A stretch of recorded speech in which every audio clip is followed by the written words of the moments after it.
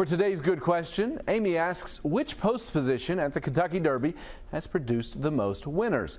The Kentucky Derby has posted statistics about all of the winners and their post positions since they started using a starting gate in 1930. Now, if you only look at the amount of wins, then Gate 5 takes the prize. 10 horses have won from that position, but you have to keep in mind that not every gate has the same amount of starts. Look at the numbers they provided. Positions 1 through 6 have had 93 starts since 1930, but Gate 20 has only had 18. 2 of those have won. That includes Rich Strike last year. The win percentage at Gate 20, 11.1%. It's actually better than at Gate 5, 10.8%.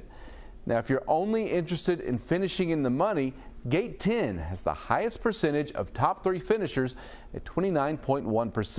It also has the second highest number of wins, 9. Now, every position has produced a winner except for one.